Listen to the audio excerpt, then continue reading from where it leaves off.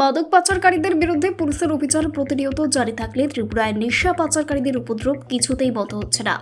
আবার গোপন সংবাদের ভিত্তিতে ত্রিপুরার সিপাহীজলা জেলার সোনামুড়া থানার পুলিশ এবং ৮১ নম্বর বিএসএফ জওয়ানরা মিলে দুজন মাদক পাচারকারীকে গ্রেপ্তার করেছে তাদের বাড়ি থেকে। বাজেয়াপ্ত করা হয়েছে দুটি সাদা বস্তা থেকে মোট ১০০টি নেশার অবৈধ এসকফ সিরাপ এবং ৬০০ গ্রাম নেশার ইয়াবা ট্যাবলেট।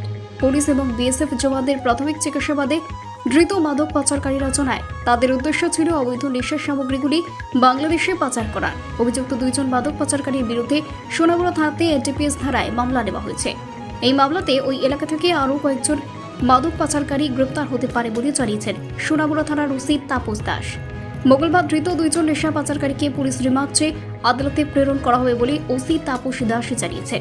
তিনি আরও জানিয়েছেন, এই মাদক দ্রব্যগুলি বাংলাদেশে প্রায় ১৩ লক্ষ টাকা হবে। ধৃত দুইজন মাদক পাচারকারীরা হল ইদ্রিস মিয়া এবং মনুরা খাতুন, বাড়ি সোনামুড়া থানাধীন NC Nagar, Fakiratula. Bureau report, Jazba 24 Bangla. আজকে আমরা ইউএনসি নগর ফকিরাতুলাতে একটা জয়েন্ট অপারেশন করি। আমরা সোনামুড়া থানা এবং ৮১ নম্বর ব্যাটালিয়ন বিএসএফের সঙ্গে।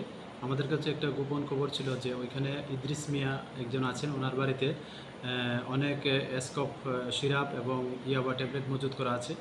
তো এই খবরের সত্যতা জেরে আমরা ওনার বাড়িতে জয়েন্ট অপারেশন করি এবং ওনার বাড়ি থেকে ১০০টি এসকপ বোতল দুটা সাদা বস্তার মধ্যে আমরা উদ্ধার করি এবং একটি বান্ডেল যার মধ্যে ৬০০ গ্রাম ইয়াবা ট্যাবলেট পাই। তো আমরা বাড়ির যিনি মালিক আছেন আমরা ওনাদেরকে ডিটেইন করেছি এবং আরও এগুলোর সঙ্গে আরও অনেকে যুক্ত আছেন। তো এই সুবাদে আমাদের সোনামুড়া থানাতে একটা এনডিপিএস দ্বারাই মামলা নেওয়া হয়েছে এবং আমরা তাদেরকেও যে ডিটেইন করা হয়েছে ওনাদেরকে ইন্টারোগেশন করা হচ্ছে এবং এটার সঙ্গে আরও অনেকে যুক্ত আছে কিনা এবং এটা কোথা থেকে এসছে এবং কোথায় এর ডেস্টিনেশন, তো এগুলো আমরা খতিয়ে দেখছি। যারাই এটার সঙ্গে যুক্ত আছেন আমরা অবশ্যই তাদের আইনের আওতায় নেব।